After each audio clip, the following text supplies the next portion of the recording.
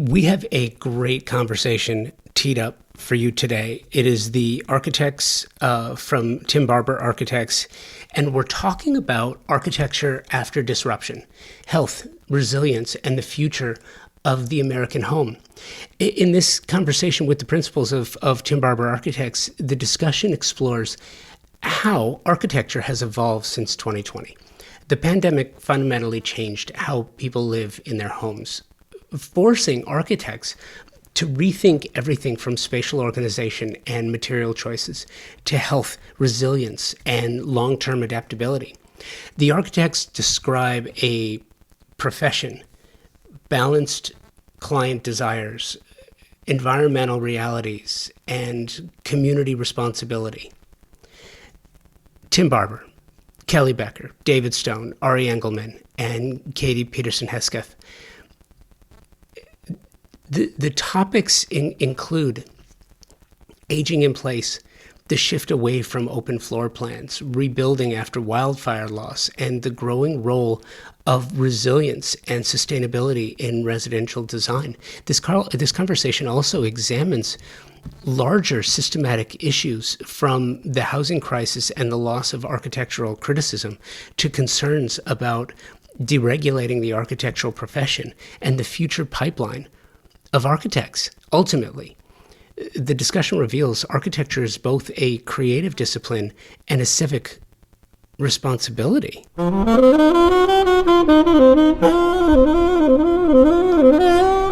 Some other things that we talk about here that you will find interesting is that post-pandemic spatial design and how homes are now workplaces, classrooms, and wellness environments, even after the pandemic is over.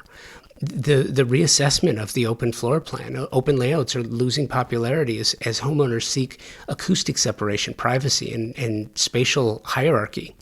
Healthy homes, we're going to get into that one. Aging in place and multi-generational living. Housing crisis misconceptions. The problem is not a lack of housing overall, but a shortage of affordable, well-located housing. So important. Sustainability through longevity. The most sustainable building is the one that already exists. Adaptive reuse in generational homes are key strategies. Fire resilience and climate adaptation. Performance spending. This is a big one. Homeowners must choose between visible luxury and invisible resilience investments. Architecture as client advocates. Material uncertainty and construction cost volatility, professional deregulation concerns, education and knowledge sharing, loss of architectural criticism, adaptive reuse and density, future of residential design. We got a lot to cover here, and I think you're going to love it. You're going to hear it all. And this was presented by our friends at TimberTech, and I'm so thankful that they helped put this together so that we could do this. And you're going to hear it all right after this. At the highest level of design, the absolute best specifying designers, architects, landscape designers are all highly focused on the technology and performance of products and materials today. You have to, because the products you specify for your projects have to perform and they have to last. That's one of the reasons why I am so proud to be working with TimberTech. Their focus on the technical renaissance of synthetic decking is literally changing the conversation about innovation and performance. It pulls focus on three priorities homeowners have and expect from the products their designers and architects specify for their luxury projects. 1, aesthetics must match the overall design and fit visually. 2, durability and maintenance. I've told you about my board flipping stories from my own wood decks.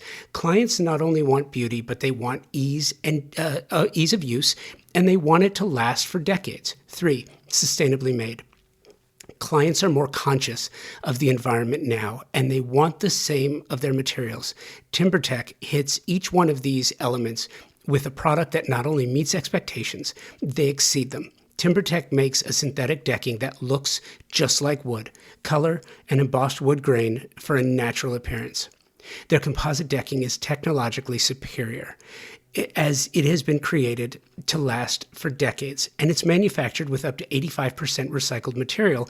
Their advanced PVC vintage, and landmark collections have a Class A flame spread rating, making these products an amazing choice for wildfire-prone areas, which unfortunately continues to grow on the risk map. Check the show notes for more information about this and to find the nearest showroom or lumberyard where you can find TimberTech, or you can check them out directly, timbertech.com. I think what's changed is that people are spending more time in their homes, and they are more aware of their environment as it relates to health. So people are working from their homes now, and we used to see a lot of these larger spaces, the great room, connected, but now people have a desire for separation, I suppose. They don't necessarily all want to be together in one space if they're going to be together for longer lengths of time. So having just options for places to go, and so that you're not feeling as though you're working out of your living room, and making sure that the air that you're breathing, the materials that you're interacting with are healthier. They're not going to cause you any harm. I think that's been a change. Since COVID, I don't think any of our clients have asked for an open floor plan, to echo that. Is that the death of the open floor plan, or is it a pause, a hibernation, a hiatus? I mean, I think for us, the reality is we never designed an open floor plan to begin with, because we saw the negatives of it anyway. So I don't think it's maybe drastically changed the way that we do our design work. What I think it actually has done is brought everyone else to realize why it is necessary to separate those spaces. And we're not talking about closing them off and putting doors on them, but to make it to where you've got what Tim always refers to as parentheses on a room, so that you actually have a sense of place and a sense of space inside the house versus just everything everywhere. And I think it is that attention to the space that people started to actually grow when they realized that they were going to be in their houses so much longer. And it has made a sociological shift for society as a whole. I mean, people are spending more time in their homes and at their homes than they are at the mall or wandering around. So I think it shifts the way people think about what we do and how we do it. What's a mall? I aged myself. Thank you so much for that. No, and it's changed. And the definition has changed. Yeah, and I bring that up specifically because we're talking about change, and what hasn't changed is we still have a housing crisis. We still have a housing shortage. It's funny. Is the housing crisis? Is that a misnomer? It's not about a shortage of housing. It's about a shortage of functional housing, and well located and affordable and safe. They're not in the right place, or the places we could convert are not easily accessible. What's the fix for that? I think some things are happening, like our governor has, I think, put a pause on new code changes till 2030, so that will give people more confidence in building. The regulations do affect costs, so that's one side of it for sure. Not to politically charge this by any stretch, or to say something that I probably shouldn't, but the reality is that there is actually a large amount of housing out there. It is currently lived in by the transition of housing isn't occurring as it did for decades. So when people reached a certain age, they would pass down their home or move out and downsize. The concept of downsizing is not occurring in the country anymore, or not to the same degree that it once was. And so that's part of the issue that we're running into, but I think that we will actually see that change in the next 10 years. I think we will see a number of that generation moving out of those homes for whatever reason it might be.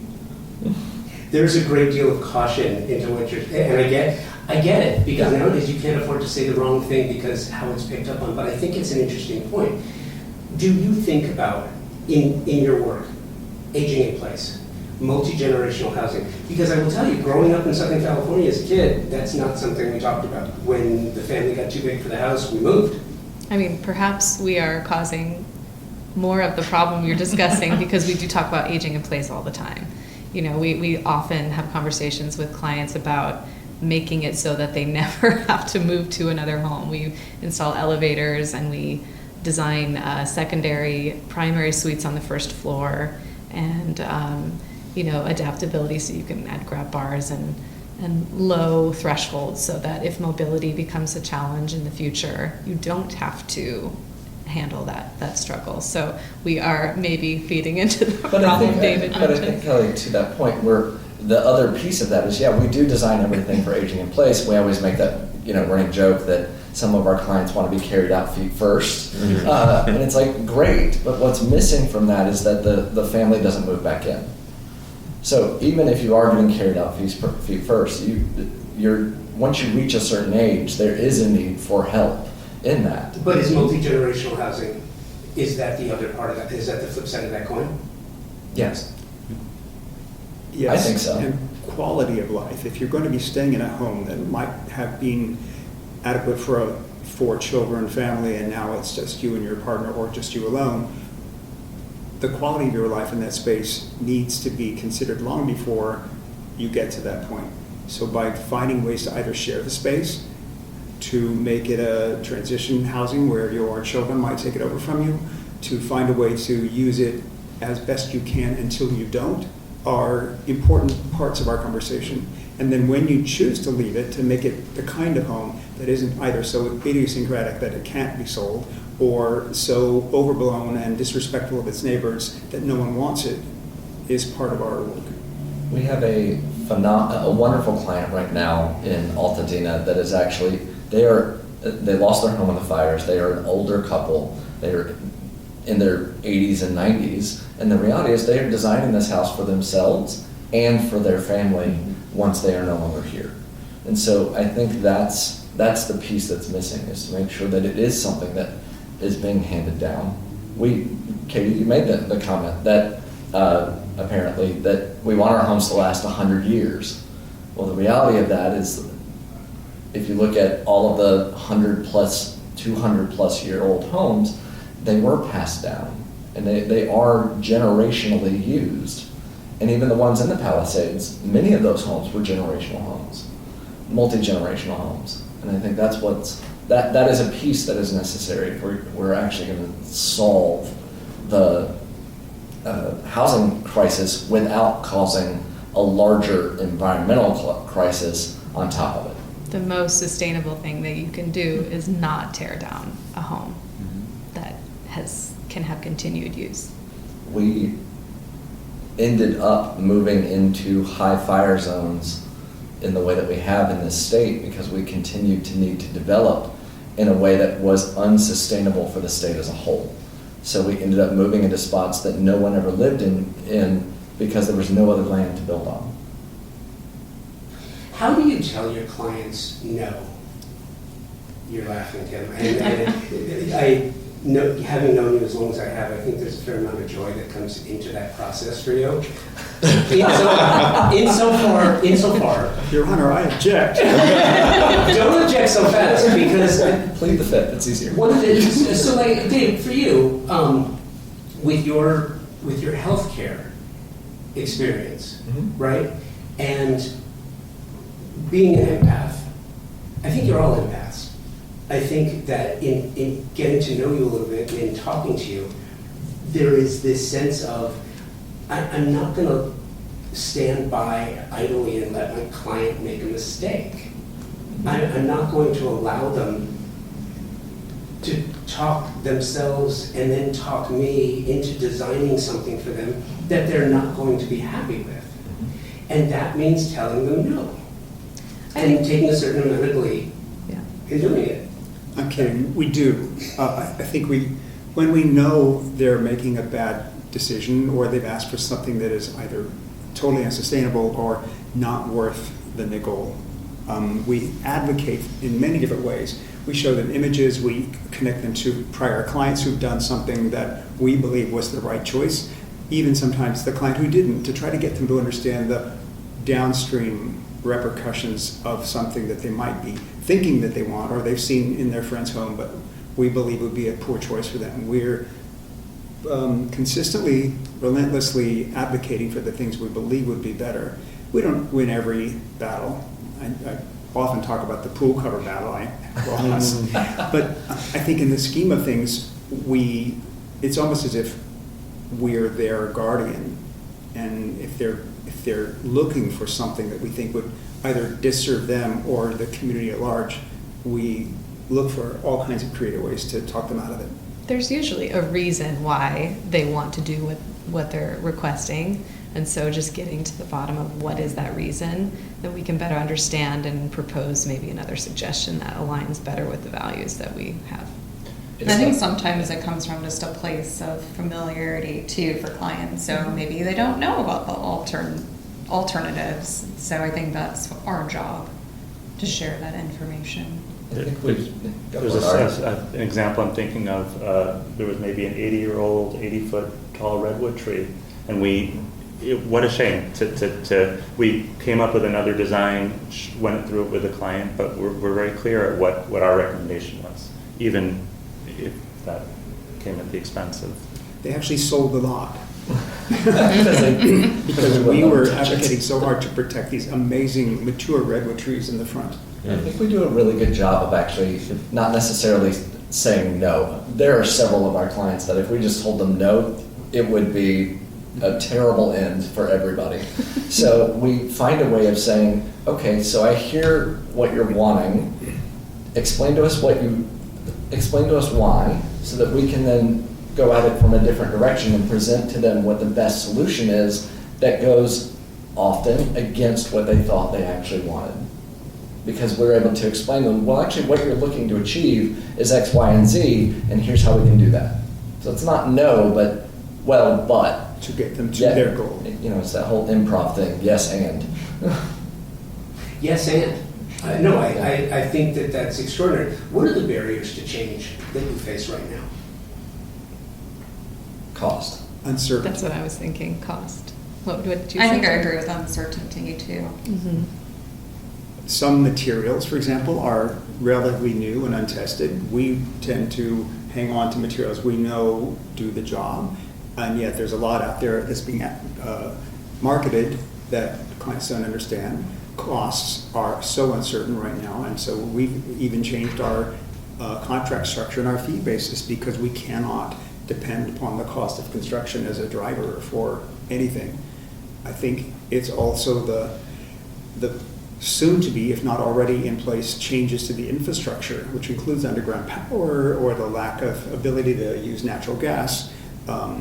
Some changes to public transportation, not as much as I would wish for, but I think there's so many changes politically and economically and even in your city decisions, city planning decisions that affect your neighborhood and what's nearby and what's accessible.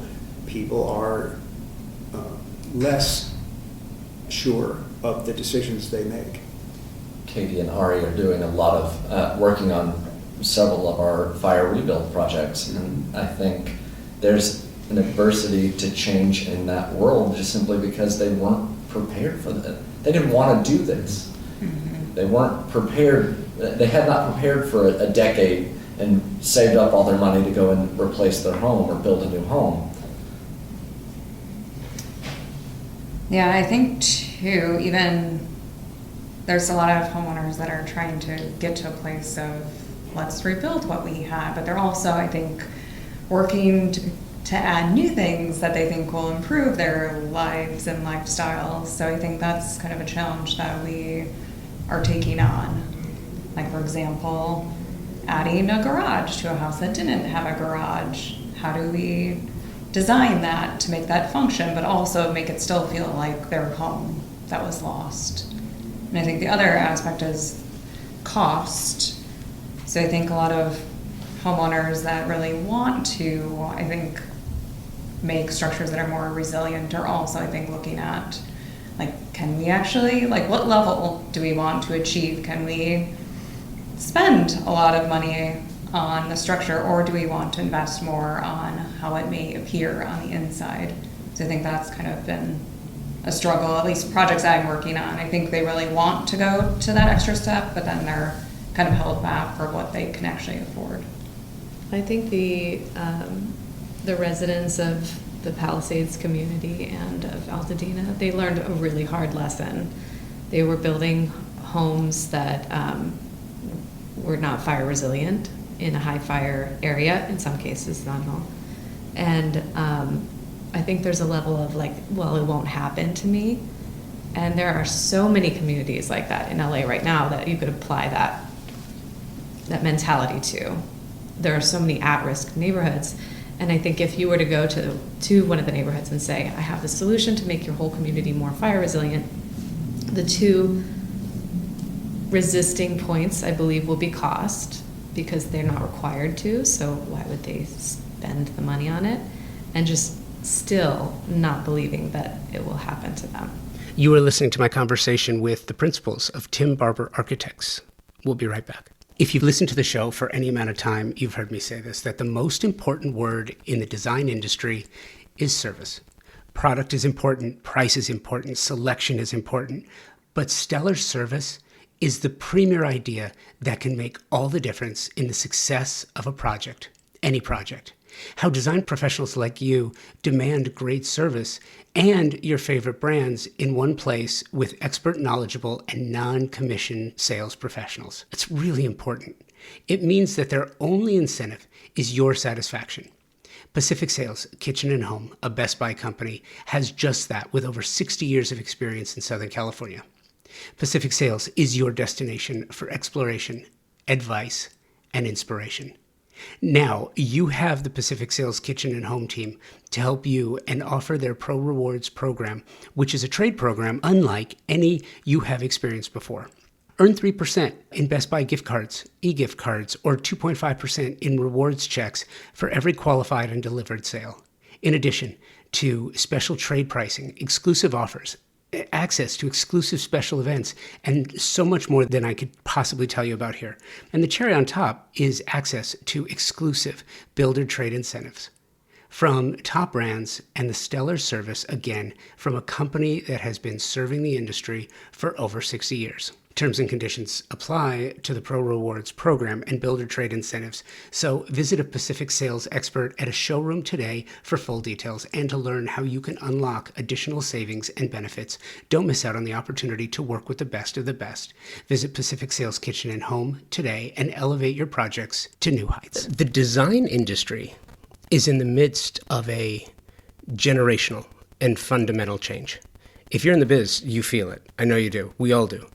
Just about every aspect of the industry is growing, changing, and turning into something entirely different due to a number of factors that, not to go into here, but between tariffs and supply chain and political influence, just clients have changed. Pricing has changed. Everything about the industry has changed, except for one thing: the need for strong design and architecture communities.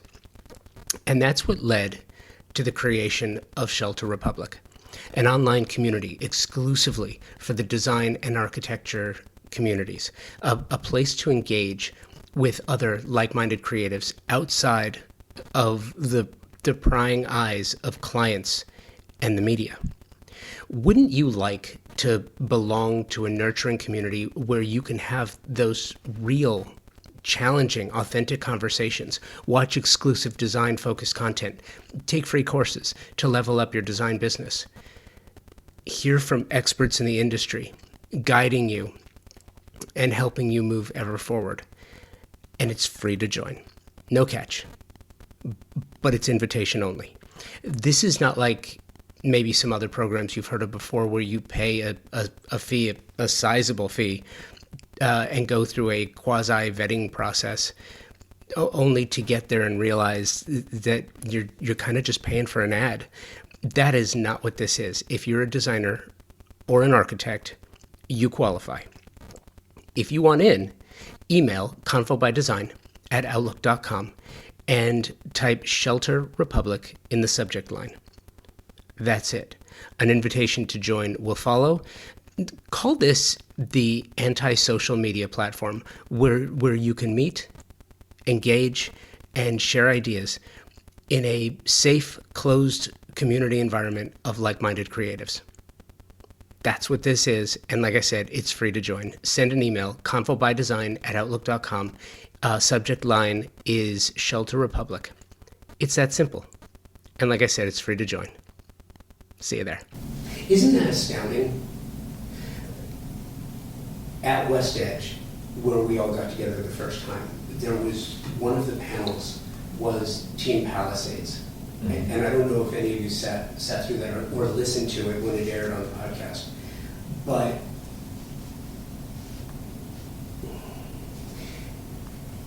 to see all these people, there had to be 115 people in the room, many of whom lost their homes, and they were there more as a town hall than as a panel at an industry event.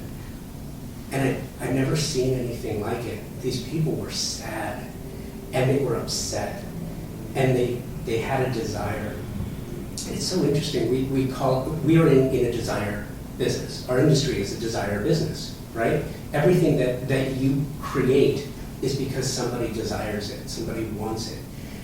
And desire and luxury, the definitions are very, very different. Those people who were sitting in that audience, all they desired was what they had. They didn't want anything brand new. They didn't want anything fancy. So we're also entering into a world of uninsurable architecture. Mm-hmm. How do you think about that? How do you build towards that? Adding a garage is something that is accretive, right?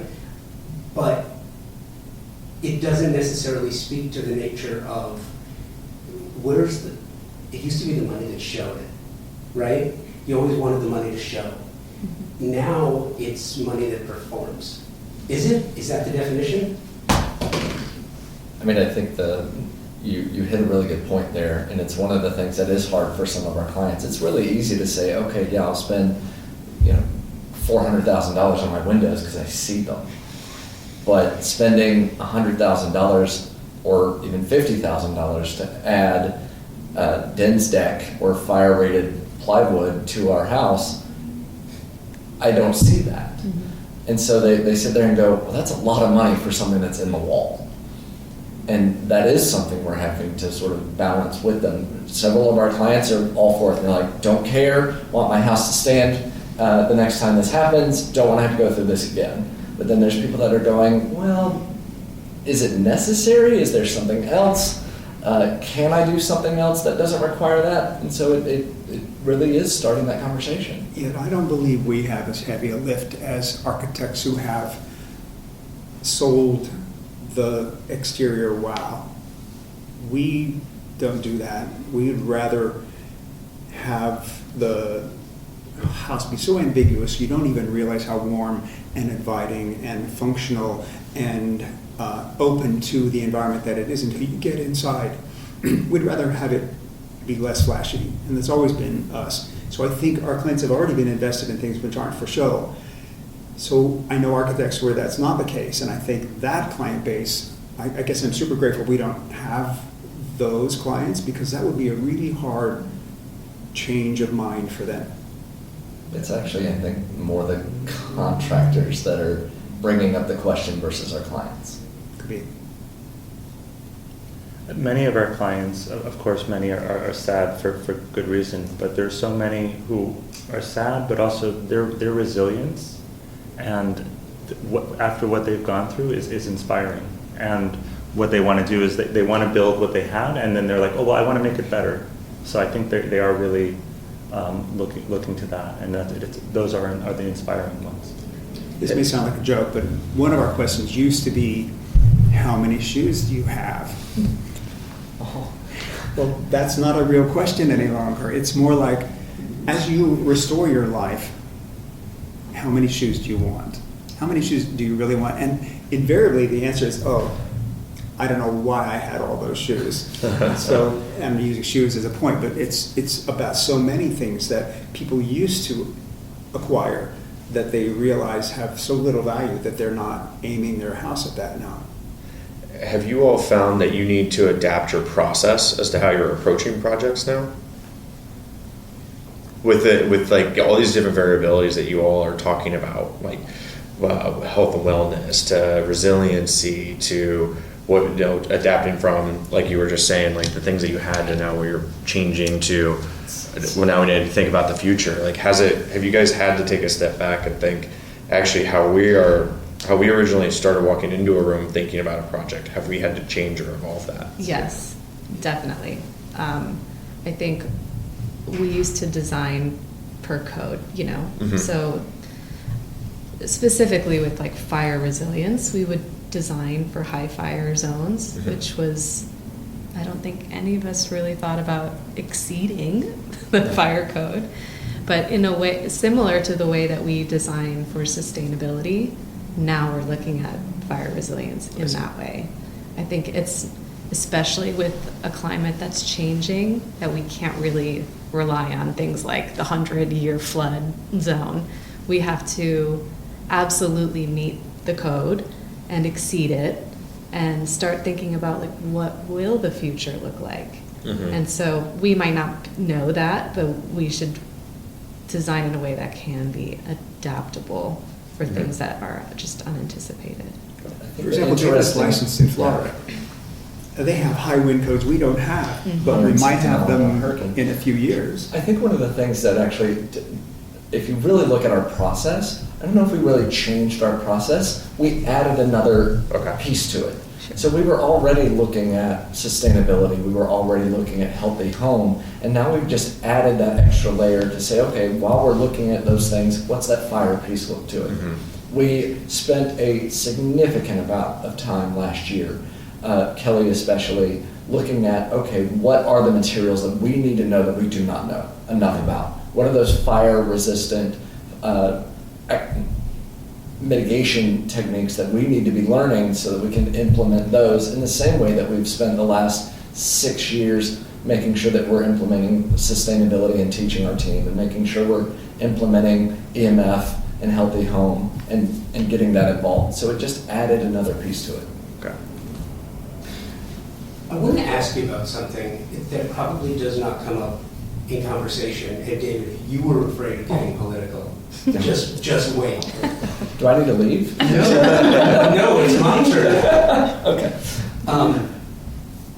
As architects, I want to know how you feel about your profession being declassified by the government.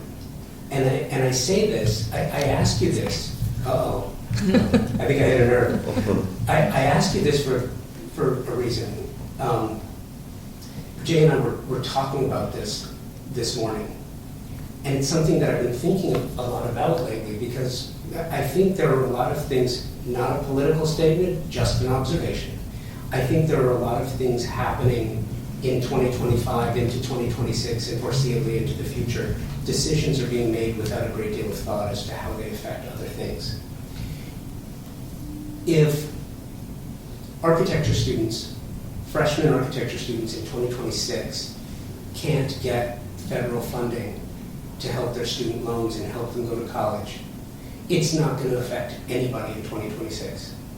But in 4 years from now, when that freshman class will be graduating and entering the workforce to replace retiring architects, that is now going to create a shortage. It's going to create an artificial gap in the industry of new architects entering the industry who maybe aren't going to be that influential for another 4 to 8 years. So you look at it and say, well, 8 to 12 years, that doesn't affect anything. 8 to 12 years is a lifetime in design and architecture. How do you think about that?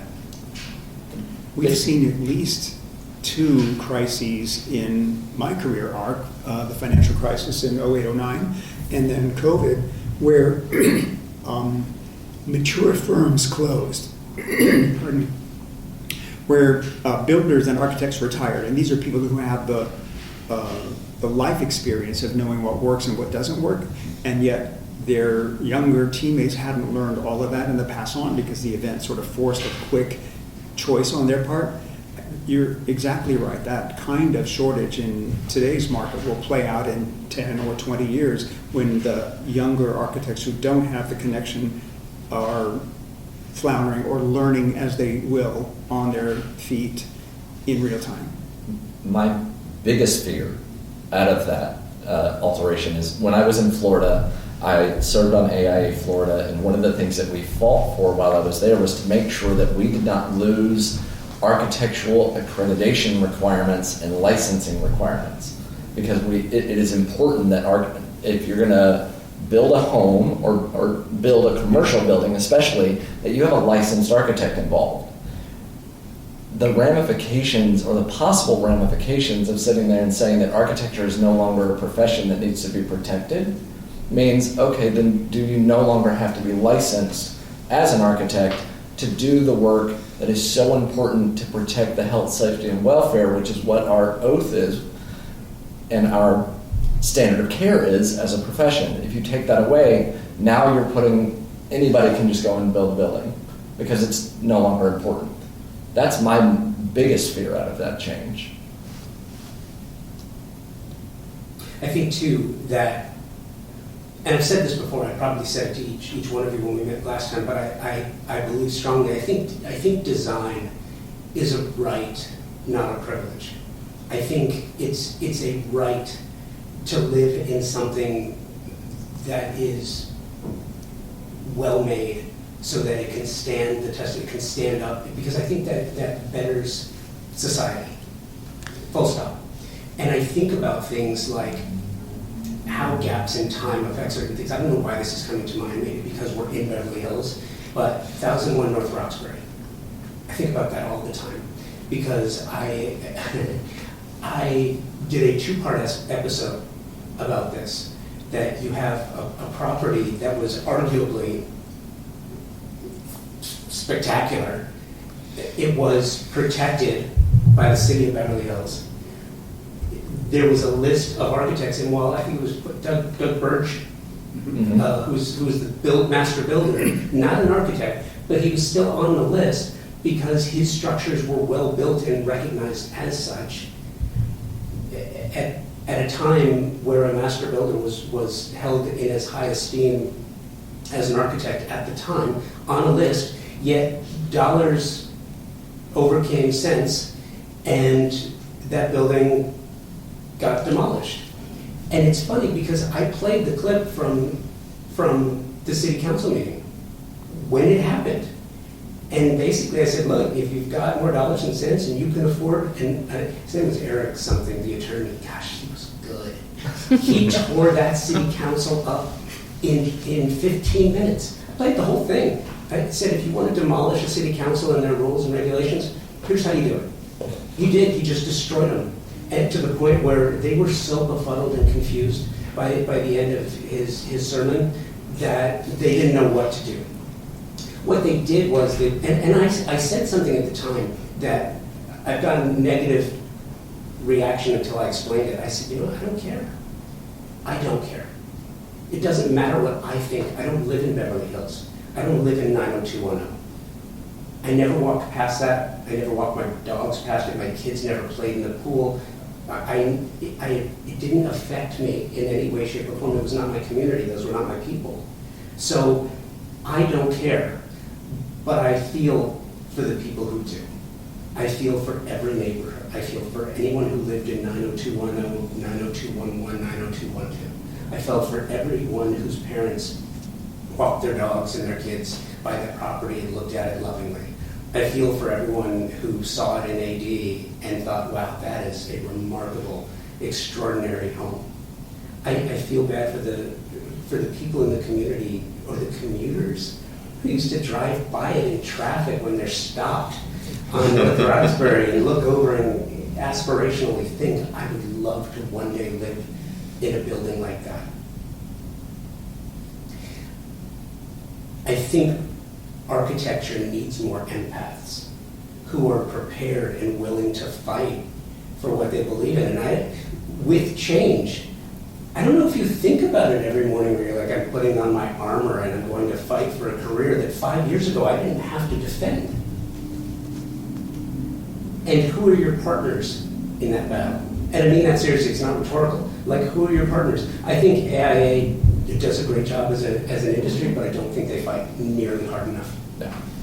We have partners outside of AIA. I think, for example, David serves on the board of the LA Conservancy.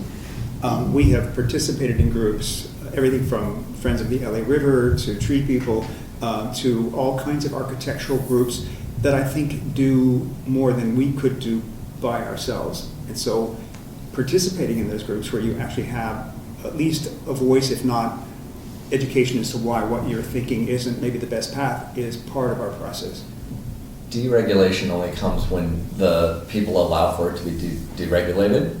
And so the concept is the people who are actually, I think, our defenders are the contractors, are the, believe it or not, the city councils, the architectural review boards, the HOAs, the HPOZs. Those are the groups that, if this were to ever occur, are going to be the ones who are going to have to stand up and go, well, in order to build in our community, you have to be a licensed architect.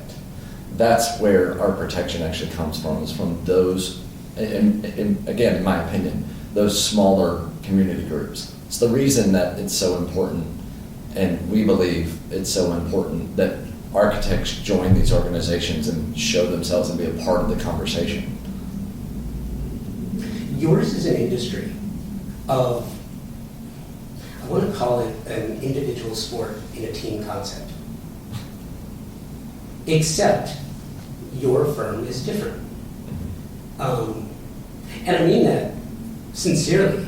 Like I said, I was really, it's fascinating to me when the founder of the firm says, hey guys, I'm leaving for a year because I got to go do something to make myself better. You guys take care of it while I'm gone, and then you do. I want to juxtapose that to declassification of the industry, because what I feel like is going to happen when that next gap happens, it's now the responsibility and bringing in product, material, manufacturers. So recently at KBIS and IBS, and it was interesting, I think because it was in Orlando, there was a different overall vibe this year. It'll be back in Vegas next year.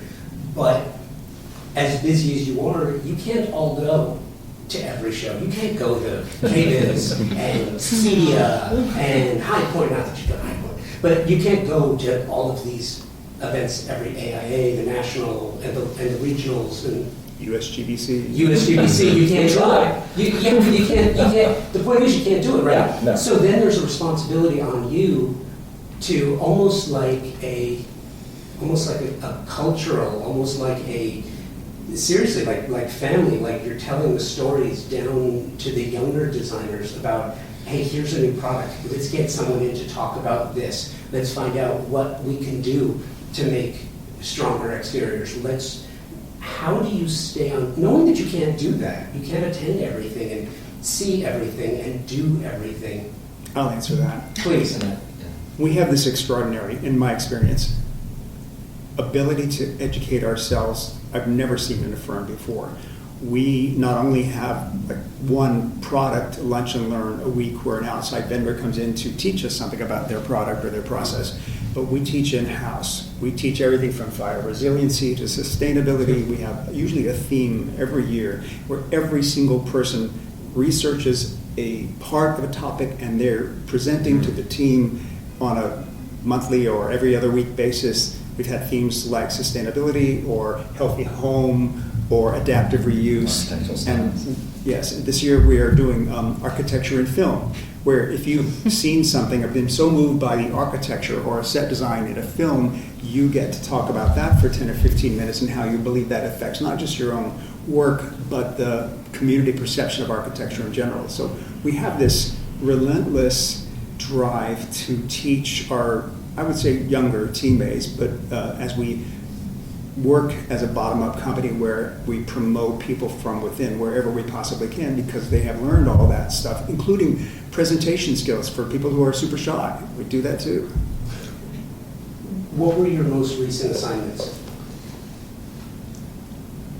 Explain that. What do you mean? What was the last? Yeah. Oh, the Yeah. education? Yeah. I did, believe it or not, I did one on fire resilience a few years ago. And you're doing another one. We're doing next month. well now because She's redoing it. we have to kind of redo them every so often as well. I didn't even think about that. What was your last one? Trying to think. Well, our teachers code sometimes and how to Building code seminar, right? Yeah.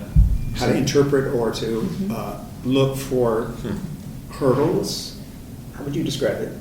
And things that you wouldn't expect but could be massive.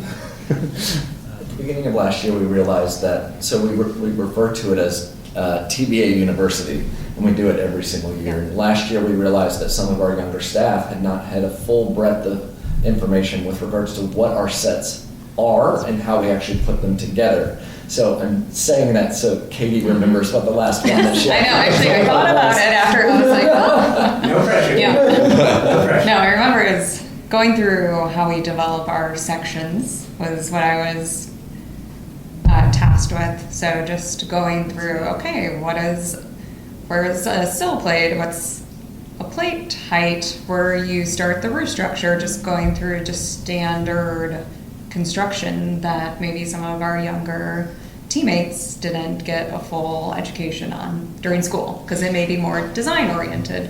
So trying to like go through, okay, how does a building actually work and what are our standards, including like line weights and certain things that we just want to be consistent throughout all of our drawings. We taught construction terminology, Petracuchas, where it's 10 slides, 10 minutes, and you teach all the terms in heating and air conditioning, or all the terms in foundations. And you cover a lot of ground, but you have 10 minutes, and that's all you get. And then to your point of going, there are so many different conferences and so many different things that people could go to, and we realize we can't go to all of them, but we have a wonderful team that should. So we actually pay for them to attend things. Even one of our newest staff members that's worked here for less than a year is going to the masonry conference in Irvine at the end of March, at the end of this month. He asked to go. He asked. Yeah. And so we say, okay, if you want to go to something, if you see something that you're interested in, raise your hand. We'll pay for you to attend. Those Masons. Yeah. They do, actually. It's a wild time. Well, right? But what I think is interesting to me too, it reminds me of, and it's unusual. And you realize you're unusual in this regard, yes? No, you don't. Maybe? You don't know. Okay. So what it reminds me of is when my kids were in high school, my son took Chinese for 4 years, and then AP Chinese, and I remember the whole Quizlet process. And it sounds like that's kind of what you're describing, because architecture as a language. It's funny, I don't know of any other language that has changed as rapidly as the language of architecture. The vernacular. Yeah, it evolves. And It expands. And expands and reacts to what was happening. What I love about architectural history is that when you look at it and you go in all of the different styles and the different type of stylistic changes that have occurred through the different eras, it occurs because they're reacting to the one that happened before them. Right. Mm-hmm. Like the Renaissance, like even just return to handmade. And I think just to return a little bit to a topic you mentioned before, do you think that the great room is dead or if it'll come back? I think it'll come back. The whole reason for that great room is togetherness. People want to be in the same space. That'll come back. It's just a cycle. But therein lies the rub. Has the kitchen and its rapid advancement replaced the great room? And I'm not putting that up for debate. I'm necessarily, unless you want to. but I'm throwing it out there because one could make that argument. Well, it has had the biggest evolution in 100 years of any space that I can recall, from a private place where possibly even a non-owner did their work without being seen, to a place where all of your guests come and gravitate the minute they come in the door. They aim for the kitchen and don't want to leave. That's a huge transition just for that one room. Homeowners are requesting built-in banquettes for when they're entertaining, for additional seating. They want seating is still requested at the island. It's just adding additional spaces for people. Ari, your project down in La Jolla, Yeah. the very first time we met them, they were like, everybody hangs out in our kitchen, and we have a beautiful dining room right there, but they're never going to go in there, so we need a space for, how many people do they want to sit in there? Yeah, like 12 people. Yeah. It was really important that that space functions for them. Do you think that the absence of architectural criticism, that the death of the architecture critic has created a vacuum of conversation in real terms? And it sounds maybe I'll give you a perfect example of what I'm talking about. Have you seen the Tom Brady compound in Florida? Yes. The one that's being described as a parking lot or a parking garage? It is brutalism in a modern construct, a la a parking structure. And when AD ceded leadership as the architectural record to celebrity coverage and doing MTV Cribs, am I wrong? No, sadly. When they ceded leadership to that, and others, you don't have regional, local, national architecture critics anymore. And I'm wondering if that has led to an abundance of slop in the industry. I think As mostly residential architects, we're not as affected by some of the commercial and ecclesiastical structures that go up. But go ahead, Ari. Yeah. I was going to say, I think our clients are also more educated and more savvy than they've ever been, and they're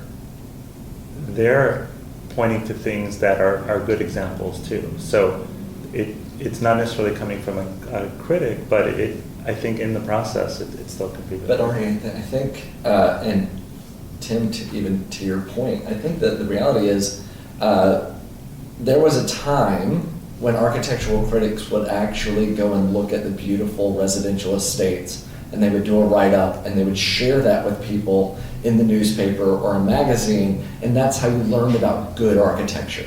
And that's how you learn about what you should be doing. It doesn't happen anymore. Our clients, unfortunately, are having to do it on their own and determine what they believe is beautiful. Thankfully, we have incredibly astute, incredibly intelligent, read clients and well-traveled clients. For those that aren't, or for those that don't necessarily have that level of exposure, they're just taking whatever they're given because they don't know any better, because they're not shown it. And I think it is a lost piece. In fact, to your point, if we have a project that we believe is important and might want to be published, often the metric is who's the celebrity that lives there, and will they be interviewed and show up on the cover? So, and we usually decline those. yeah, I think it's put the onus on us as the architect to help our clients through what's good architecture. Is that enough? No. No.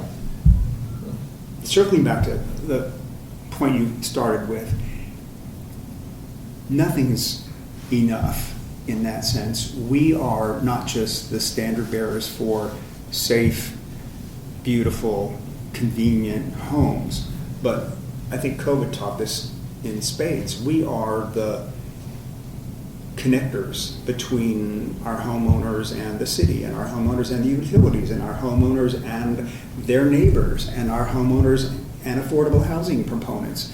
It's, if we as architects can't embrace all of those roles, we're missing probably the most important contribution an architect can make, which is problem solving when they know all the constraints and all the repercussions and what the potential futures might be of those choices. If we don't embrace all of that, we are not doing our job.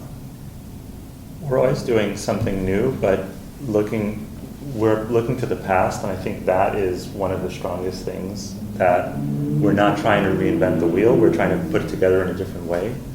But I think the ones that have tried to reinvent the wheel, I'm just thinking of my college, it was a city college in New York, beautiful Gothic buildings, so amazing to be in, and then the ones that weren't, the brutalist buildings or the modern, but one big building people described as like an aircraft carrier that landed, and it's like, well, they were trying to do something new, but don't. Or do it better. Yeah. It's really funny that you say that. And living in Tulsa, I went and covered in Bartlesville. I've drawn a Franklin Wright's skyscraper, Price Tower. Yeah. I covered Price Tower, and it's so funny because if you talk to people, say Franklin Wright, what a wonderful architect. In the 1950s, yeah, probably. In 2026, not so much. Small kitchens, big windows that don't take into account how it's going to heat a small room. I mean, just everything from small hallways to unlivable spaces and exteriors that don't survive and flat roofs that flood. I was going to say everything leaks. Yes. And if it does leak, you're going to need a jackhammer to get into the electrical. But aside from that, Yeah. I know. I remember going to Falling Water, and my professor in undergrad was like, "There's no waterproofing. This is." Yes, exactly. And in a couple of weeks, I'm going to tour the Oral Roberts University campus. Oh, nice. You want to talk straight out of Logan's Run? I mean, this place is wild.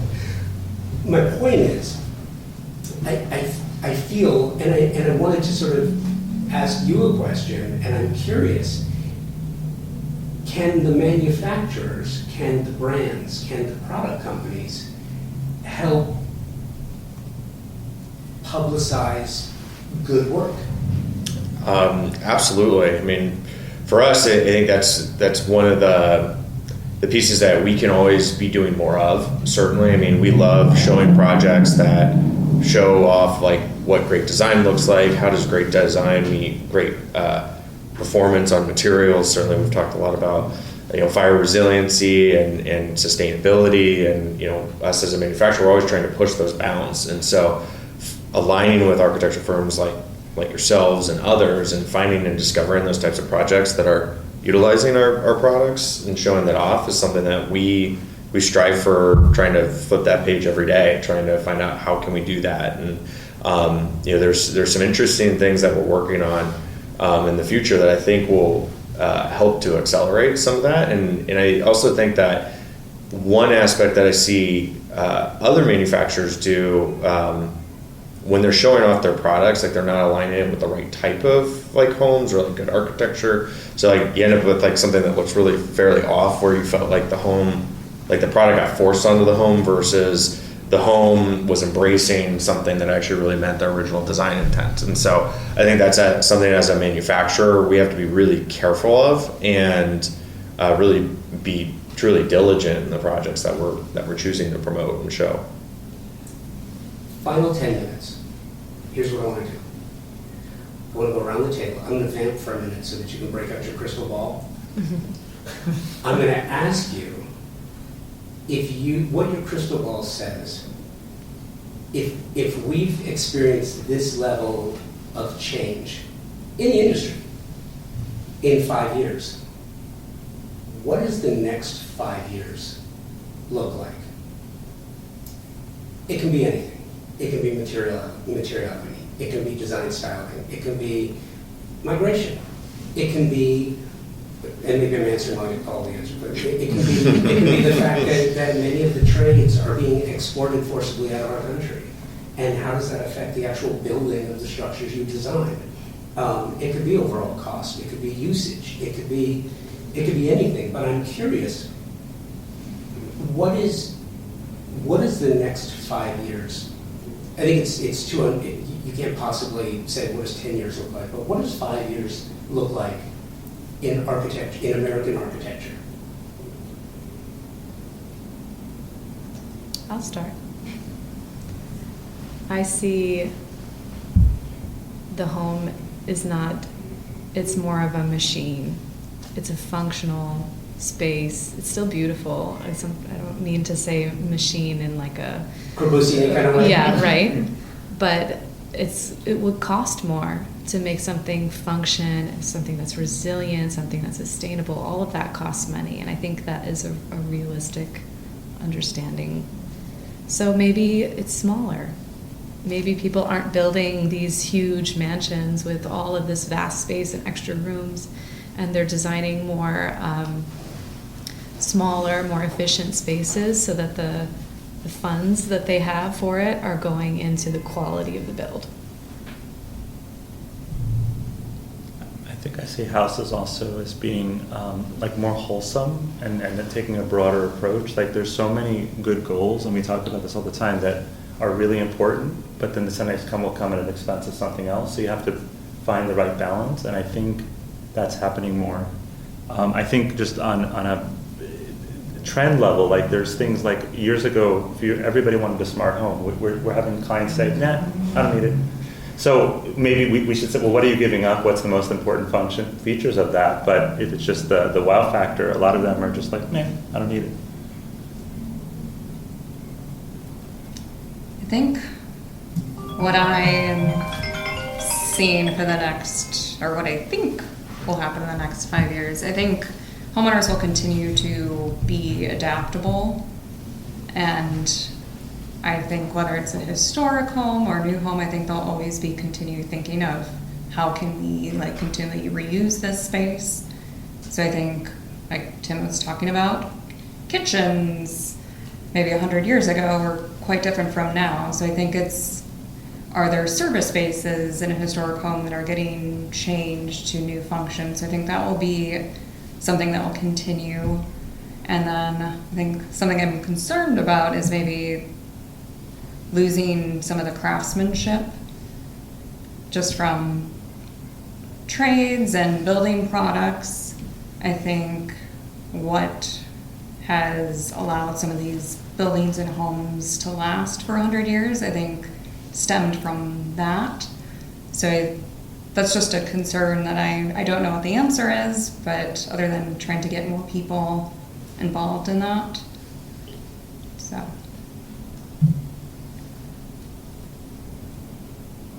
At the risk of being the pessimist in the room,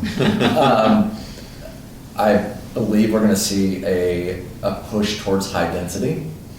I believe we're going to see a push towards hopefully adaptive reuse, which would not be a bad thing. That would be a very good thing with the sort of COVID change of everybody not working in the offices, and we now have endless amounts of office space that should be adapted. I think we will see that. I think that will also push, though, to even more new density that will occur, and the pessimist in me is afraid of what that will do to the fabric of our historic communities and where that will lead us. My hope in that is that over the next 5 years we actually see the architectural community, and especially I think in California we will see this. We will see the communities that have been lost come together to actually improve and make sure that the fabric of those, the character of those communities is rebuilt in a thoughtful, meaningful way. But I think we might be an outlier in that. I think we're going to care about the character. I don't know if Tulsa is going to feel the same because they haven't dealt with it in the same loss as we have. So they're going to go, oh, well, let's just add density. In that vein, I'm super optimistic. I think using, let's say, the Palisades as an example, we have a 5-year opportunity to put the electrical lines underground, to radically reduce the amount of natural gas or other fossil fuels that are being used, to improve the public transportation, to take the corridors and some of the wider residential streets, for example, and develop them to a higher density, not necessarily a 7 or 14-story building, but maybe a 3 to 4-story mixed use or multifamily, and especially multi-scale family developments where even in my own 1920s neighborhood, there are single-family duplexes and triplexes and fourplexes all in the same block. So it could be as simple as that, or maybe up a notch where there are 4 stories and they're a townhouse, 0 lot line.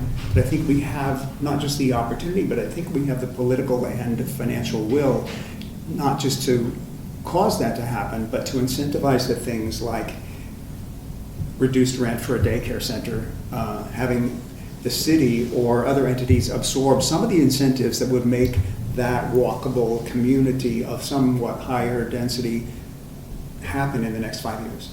I should be clear, when I say high density, I mean 7 stories high. Okay. I'm talking higher density. Higher density than single family, I'm not worried about. But you look at what's changed in California with regards to the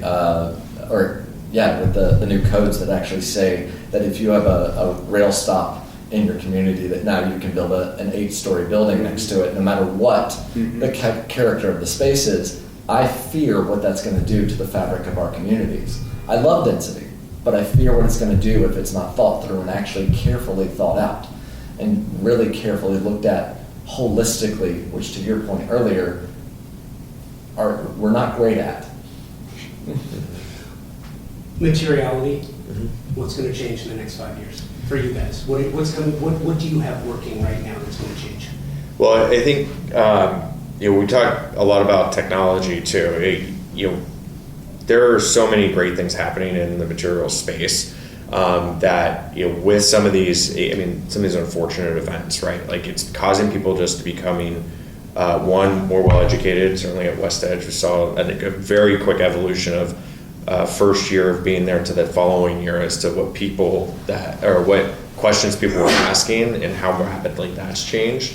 So for us, we're continuing to push the bounds of, okay, what is the material science actually doing? What does it actually enable us to do?